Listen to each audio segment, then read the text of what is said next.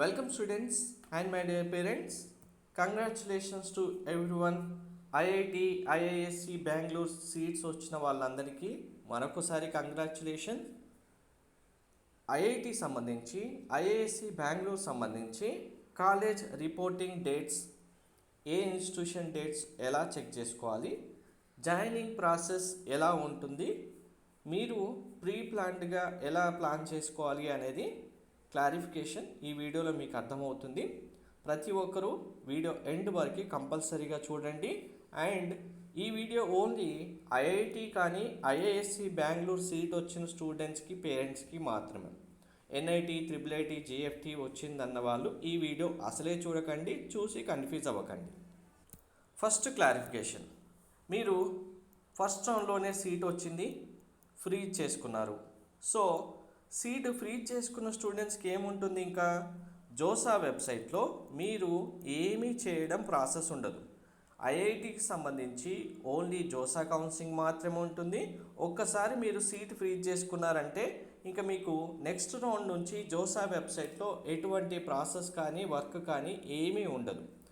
మీ seat freeze అయిపోయింది, మీ final letter మీరు download చేసుకున్నారు, ఇక్కడితో జోసా ఎండ్. సపోజ్ సెకండ్ రౌండ్లోనే మీరు సీట్ ఫ్రీజ్ చేసుకున్నారు.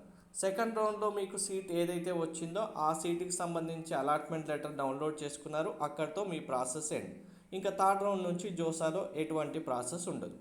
ఇక్కడితో అసలు మీరు జోసా వెబ్సైట్ ఓపెన్ చేయాల్సిన అవసరం కూడా ఏమీ ఉండదు. సేమ్ కంటిన్యూషన్ అలాగే థర్డ్ రౌండ్లో ఫ్రీజ్ చేసుకుంటే థర్డ్ ఎండ్ అవుతుంది, ఫోర్త్ రౌండ్ చేస్తే ఫోర్త్. లేదు మేము ఫిఫ్త్ రౌండ్కి వరకు వెయిట్ చేస్తున్నాం సార్, మాకు ఫైనల్గా ఏ సీట్ వస్తే అది బెస్ట్ అవుతుంది కాబట్టి అక్కడే మేము సీట్ చూసుకుంటామన్న స్టూడెంట్స్కి జూలై 16th 5 PM మీకు ఫైనల్ సీట్ వచ్చేస్తుంది. ఆ వచ్చిన సీట్ యొక్క అలాట్మెంట్ లెటర్ మీరు ఫైనల్గా డౌన్లోడ్ చేసుకోవచ్చు. సీటు చేంజ్ అవుతే చేంజ్ అయిన లెటర్, చేంజ్ కాకపోతే సేమ్ ప్రీవియస్ రౌండ్లో ఉన్న లెటర్ ఏదో ఒకటి మీరు డౌన్లోడ్ చేసుకుంటే ఇక్కడితో జోసా ఎండ్. మీకు జోసా వెబ్సైట్లో ఏమీ ప్రాసెస్ ఉండదు. మీరు కాలేజ్ రిపోర్టింగ్ డేట్స్ ఫస్ట్ ఎలా వెరిఫై చేసుకోవాలి ఇండివిజువల్ ఇన్స్టిట్యూషన్ వైజ్గా ఫస్ట్ ఇది చూడండి. జోసా వెబ్సైట్లోనే మీకు ఫిజికల్ రిపోర్టింగ్ షెడ్యూల్ అనే ఆప్షన్ ఉంది చూడండి. వ్యూ డీటెయిల్స్ బ్లూ కలర్లో ఉంది. లింక్ మీకు నేను గ్రూప్లో పోస్ట్ చేస్తాను. ఇలా క్లిక్ చేస్తే మీకు నెక్స్ట్ బ్రౌజర్ పేజ్ ఓపెన్ అవుతుంది. ఇందులో ఐఐటి, ఐఐఎస్సి సెలెక్ట్ చేసుకుంటే కంప్లీట్ ఐఐటి అండ్ ఐఐఎస్సికి సంబంధించి రిపోర్టింగ్ డేట్స్ ఎప్పుడు ఉంటాయనేది డిస్ప్లే ఉంటుంది.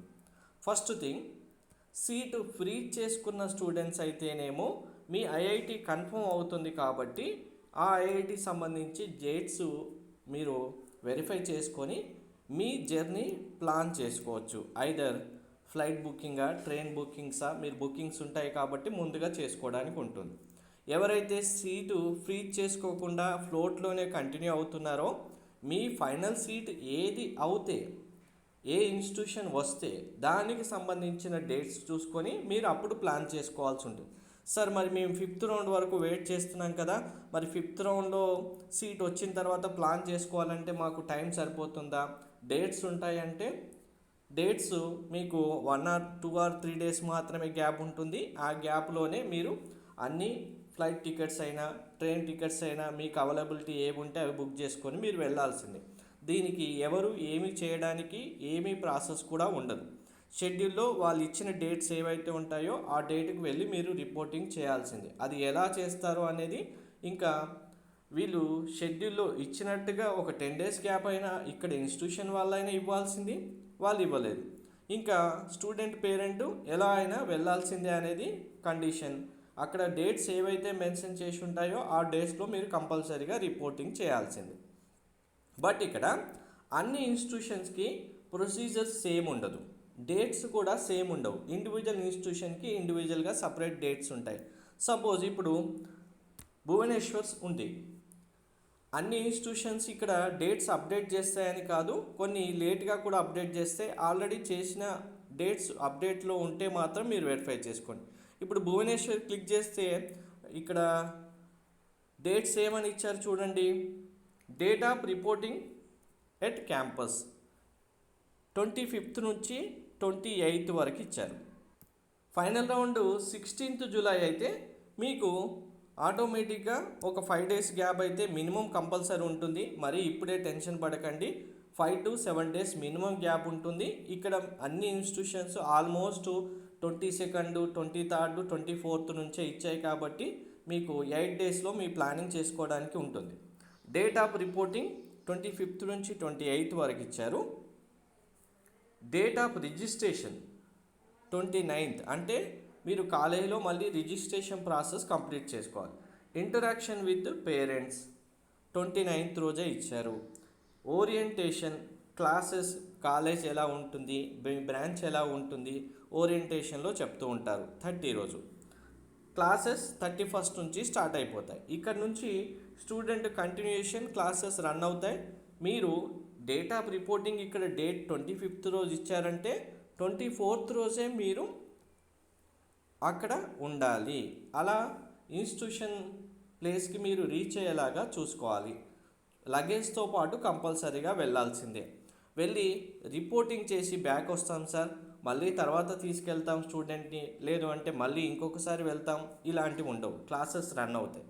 అండ్ ఇక్కడ సార్ రిపోర్టింగ్ డేట్ 25th నుంచి 28 ఇచ్చారు కదా, మేము 29th రోజు వెళ్తాం సార్, లేదంటే మాకు 26th రోజే బాగుంది సార్, 26th రోజు వెళ్తామంటే మీరు వెళ్ళినా వాళ్ళు పట్టించుకోరు. వాళ్ళు ఏ డేట్ ఇచ్చారో ఆ డేట్ రోజు మాత్రమే వెళ్ళాలి. ఇది ఇప్పుడు ఈ ఇన్స్టిట్యూషన్ సంబంధించిన డేట్స్ భువనేశ్వర్కి.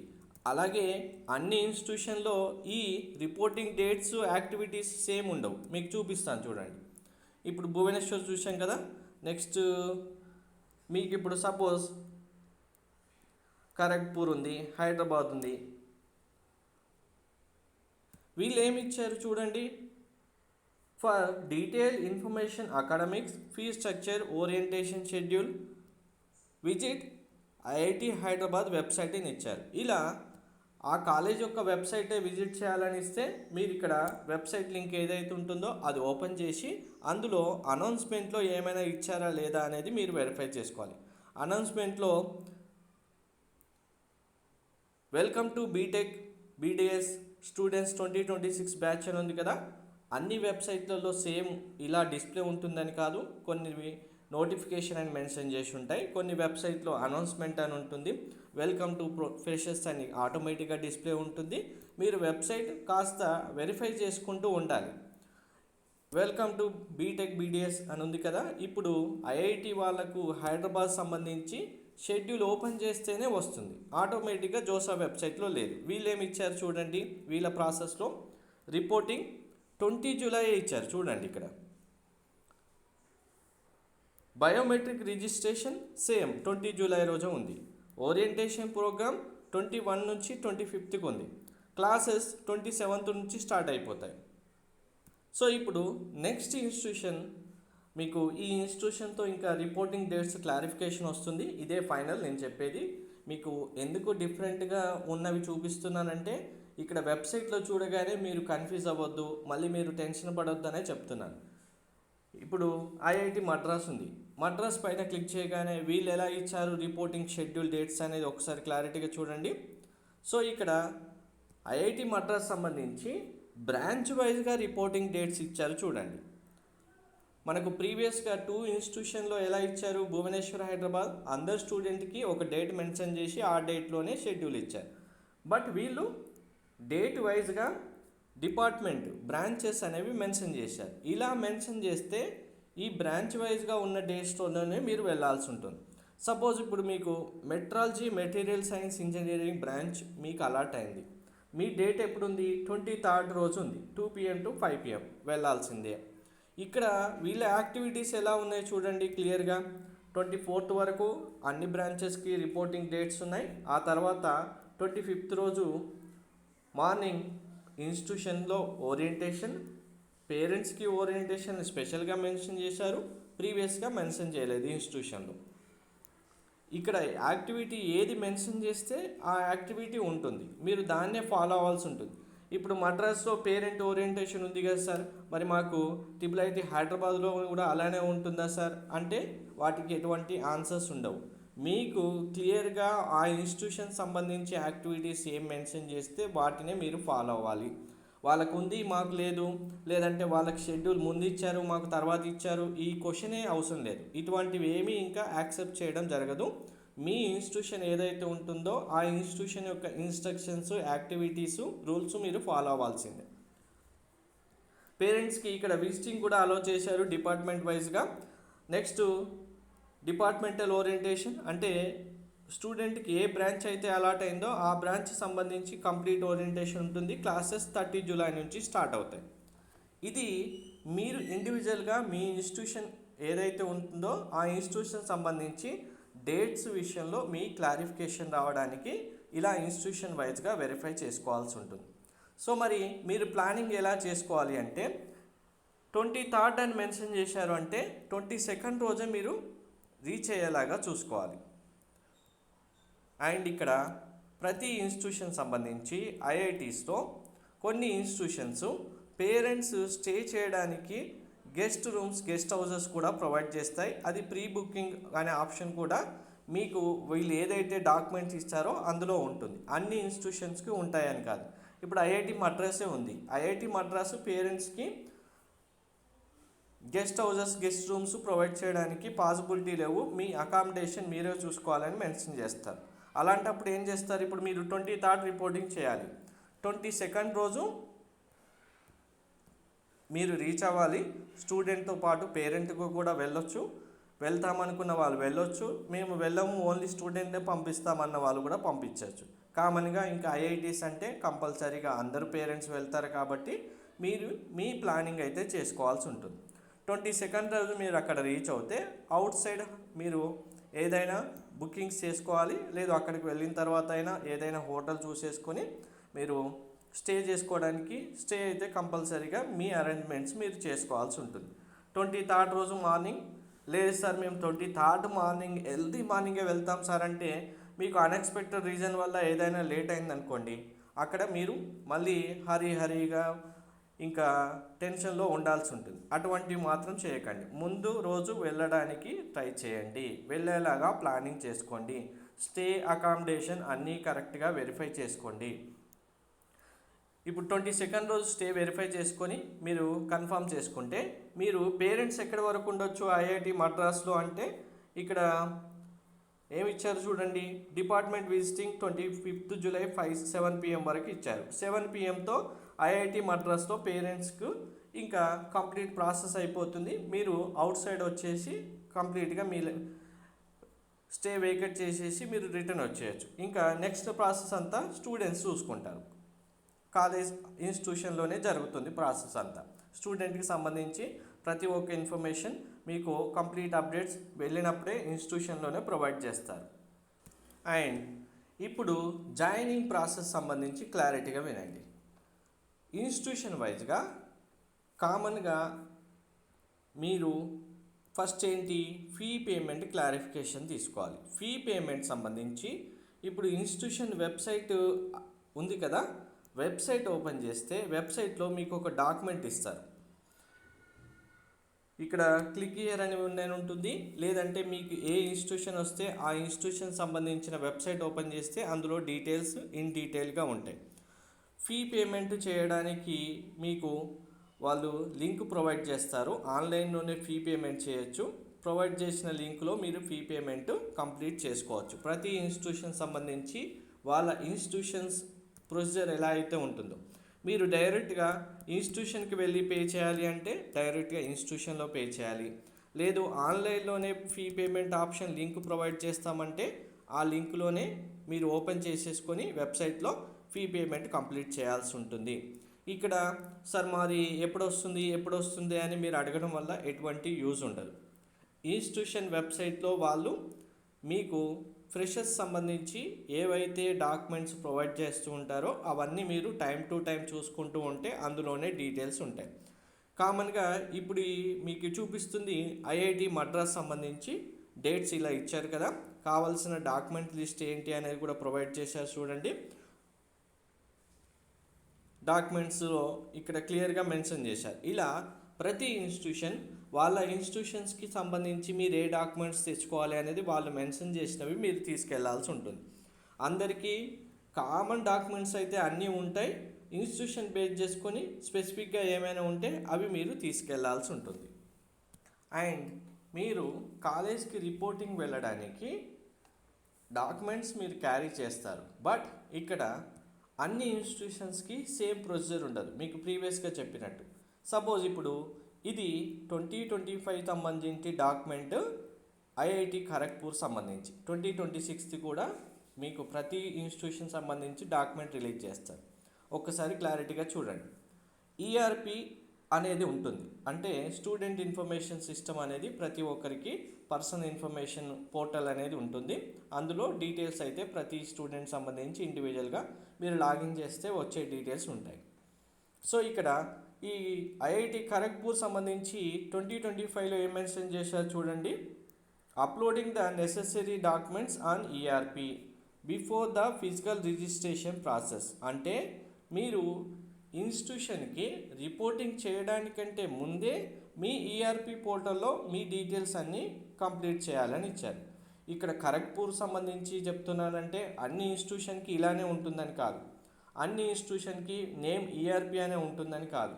వాళ్ళ ఇన్స్టిట్యూషన్కి నేమ్స్ సపరేట్గా వేరువేరుగా ఉండొచ్చు. అన్ని ఇన్స్టిట్యూషన్కి కూడా కంపల్సరీగా రిపోర్టింగ్ చేయడానికంటే ముందే ఆన్లైన్లో ఈఆర్పి ప్రాసెస్ కంప్లీట్ చేయాలని ఉంటుందని కాదు. మీ ఇన్స్టిట్యూషన్ డాక్యుమెంట్లో ఏది ఉంటే మీరు అది ఫాలో అవ్వాల్సి ఉంటుంది. సో ఇప్పుడు ఖరగ్పూర్ వాళ్ళు ఇలా చెప్పారు కాబట్టి మీకు ఒకవేళ ERP student information login process complete చేయాలి అనే ఏ ఇన్స్టిట్యూషన్కి ఉన్న ప్రొసీజర్ కామన్గా ఉంటుంది. కాబట్టి దీనికి సంబంధించి ఒకసారి మీకు క్లారిటీగా చూపిస్తాను. అన్ని ఇన్స్టిట్యూషన్కి ఇలానే ఉంటే మీకు ఇలా అర్థమైపోతుంది. సో ఇప్పుడు ఇక్కడ ఈఆర్పి అంటే ఏం చేయాలి మీరంటే, మీకు డాక్యుమెంట్లోనే లింక్ ఉంటుంది. లింక్ పైన క్లిక్ చేస్తే సేమ్ ఇలా మీకు సైన్ ఇన్ అనే ఆప్షన్ వస్తుంది చూడండి.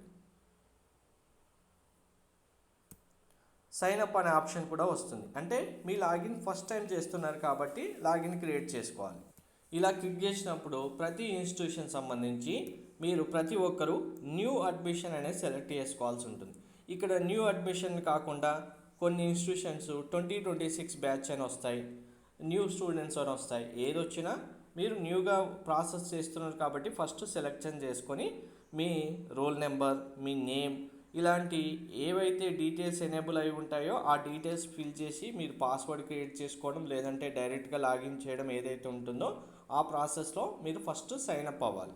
సో ఇలా మీరు ఏ డీటెయిల్స్ ఎంటర్ చేయాలనేది క్లియర్గా డాక్యుమెంట్లోనే మెన్షన్ చేసి ఉంటుంది. మీరు స్పెసిఫిక్గా ఈ డీటెయిల్స్ ఇక్కడ ఏం ఎంటర్ చేయాలి, ఈ డీటెయిల్స్లో ఏ డేటా తీసుకుంటారు, ఇలాంటివి ఏమీ మీకు కన్ఫ్యూజ్ అవ్వాల్సిన అవసరం లేకుండా అన్నీ ఉంటాయి చూడండి. ఇలా మీరు లాగిన్ ఐడి క్రియేట్ చేసుకొని మీ పాస్వర్డ్ క్రియేట్ చేసుకొని ఎంటర్ అయిన తర్వాత మీకు ఇలా బేసిక్గా మీ డాక్యుమెంట్స్ ఏవైతే ఉంటాయో 10th memo, inter memo, allotment letter, వాళ్ళు ఏవైతే ప్రొడ్యూస్ చేయమని అడుగుతారో అవన్నీ మీరు ఆన్లైన్లో అప్లోడ్ చేయాల్సి ఉంటుంది. చేసిన తర్వాత ఇలా మీకు ప్రింట్అవుట్ కూడా వస్తుంది. ఆన్లైన్ ఈఆర్పిలో మీ ప్రాసెస్ కంప్లీట్ అయినట్టుగా మీకు ఇలా కూడా వస్తుంది. వచ్చిన దాంట్లో మీ డీటెయిల్స్ అన్నీ వెరిఫై చేసుకోవచ్చు. అండ్ వెరీ వెరీ ఇంపార్టెంట్, ఐఐటీకి సంబంధించి ఇన్కమ్ సర్టిఫికేట్ విషయంలో ఇప్పటి వరకు అందరికీ ఒక కన్ఫ్యూజన్ ఉంటుంది. ప్రీవియస్గా మెంటర్షిప్లో ఫస్ట్ జాయిన్ అయినప్పటి నుంచి అందరికీ మెన్షన్ చేసింది, మీ ఇన్స్టిట్యూషన్ సంబంధించి ఏదైతే కాలేజ్ అలాట్ అవుతుందో ఆ కాలేజ్లోనే ఇన్కమ్ సర్టిఫికేట్ ఫార్మాట్ ఉంటుంది, అదే డౌన్లోడ్ తీసుకోవాలని చెప్పాను కదా. ఇక్కడ చూడండి మీకు అర్థమవుతుంది. ఫ్యామిలీ ఇన్కమ్ సర్టిఫికేట్ మీరు కామన్గా మీ సేవ ఆర్ సచివాలయంలో తీసుకున్న సర్టిఫికేట్ అనేది only income certificate father name మీద వస్తుంది. అలా కాకుండా ఇన్స్టిట్యూషన్కి సంబంధించినంత వరకు ఫ్యామిలీ సర్టిఫికేట్ అనేది ఇన్కమ్ సర్టిఫికేట్ ఫ్యామిలీకి సంబంధించి తీసుకోవాలి. అంటే ఎవరెవరు ఉంటారు ఫ్యామిలీకి సంబంధించి అంటే కంప్లీట్గా ఇన్స్టిట్యూషన్ బేస్ చేసుకుని ఫార్మేట్ కూడా సపరేట్గా ఉంటుంది. మీరు ఇన్స్టిట్యూషన్ సంబంధించి ఫార్మేట్లోనే తీసుకోవాలి. Father income, mother income, guardians income, other sources అని మెన్షన్ చేశారు కదా. కొన్ని institutions student income, student brother sisters income, other family members income కూడా మెన్షన్ చేయమని అడుగుతాయి. అలాంటప్పుడు మీరు ఈ ప్రింట్ తీసుకొని ఇది డీటెయిల్స్ ఫిల్ చేసుకొని మీరు ఎంఆర్ఓతో సైన్ చేయించి మాన్యువల్గా ఈ సర్టిఫికేట్ తీసుకొని వెళ్ళి ప్రొడ్యూస్ చేయాల్సి ఉంటుంది. క్లియర్గా చూడండి. ఇటువంటి ఫార్మేటే మీకు ఉంటుంది. ఈ ఫార్మేట్ ప్రింట్అవుట్ తీసుకొని మీరు సబ్మిట్ చేయాల్సి ఉంటుంది. సపోజ్ ఈ ఫార్మేట్ ఐఐటి మద్రాస్ వాళ్ళు ఇచ్చారు.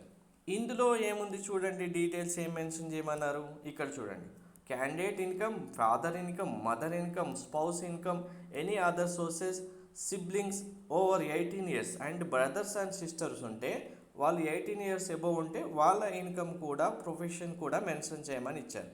సో ఇలా మీరు తహసీల్దార్ నుంచి అంటే ఎంఆర్ఓ నుంచి మీరు సర్టిఫికేట్ తీసుకోవాల్సి ఉంటుంది.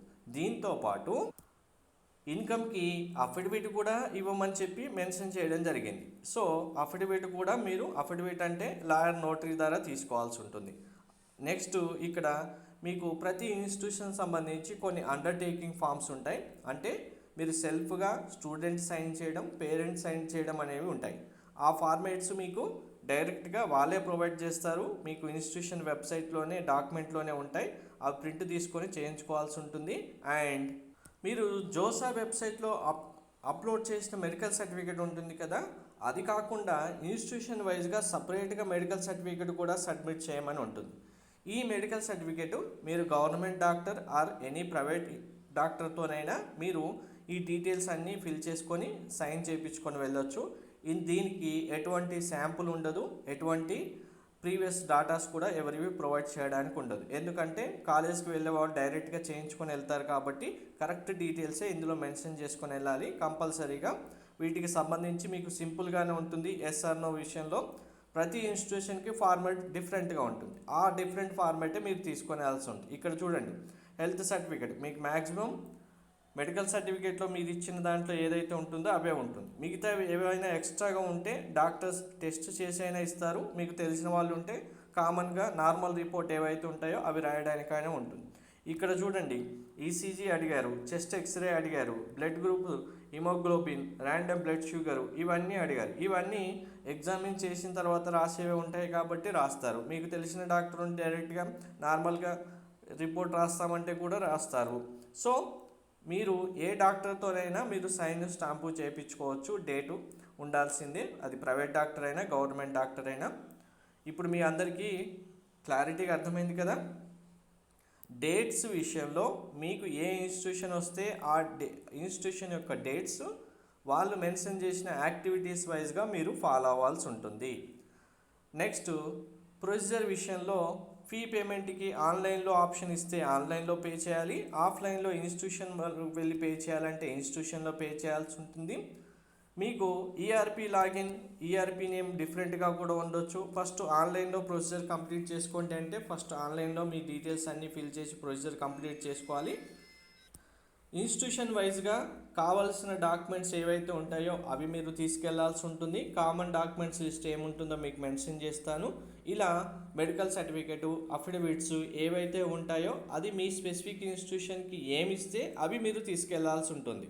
సో సార్ 5th రౌండ్ తర్వాత మాకు సీట్ వచ్చింది, ఓన్లీ 7 days టైం ఉంది, ఇవన్నీ ఎలా రెడీ చేయాలి అనుకుంటే వాటికి ఆన్సర్స్ మీ దగ్గరే ఉండాలి. ఎందుకంటే ఇన్స్టిట్యూషన్ వాళ్ళు ఆ డేట్స్ ఇచ్చారు, ఆ డేట్స్లో మీరు వెళ్ళాలి. కాబట్టి మీరు ఇంకా 16th తర్వాత మీకు ఎటువంటి వర్క్స్ ఉన్నా ఆ వర్క్స్ అన్నీ పక్కన పెట్టి కంప్లీట్గా జోసాకు సంబంధించి మీ సీట్ వచ్చిన ఇన్స్టిట్యూషన్ ఏదైతే ఉంటుందో దానికి సంబంధించిన ప్రాసెస్ చేసుకోవడానికి మీరు వెళ్ళి స్టూడెంట్ని జాయిన్ చేయించడానికి మీ జర్నీ ప్లానింగ్స్ ఇవే చూసుకోవడానికి ఉండండి.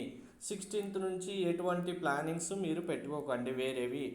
అలా వేరే ప్లానింగ్స్ అన్నీ పెట్టుకొని హరిహరిగా ఒక రోజులో అన్నీ చేయాలంటే కుదరవు. ఆ ఉన్న 5 daysలో మీకు ఏవి కావాలన్నా అర్జెంటుగా అప్పటికప్పుడు రెడీ అవ్వడం కూడా ఉండదు.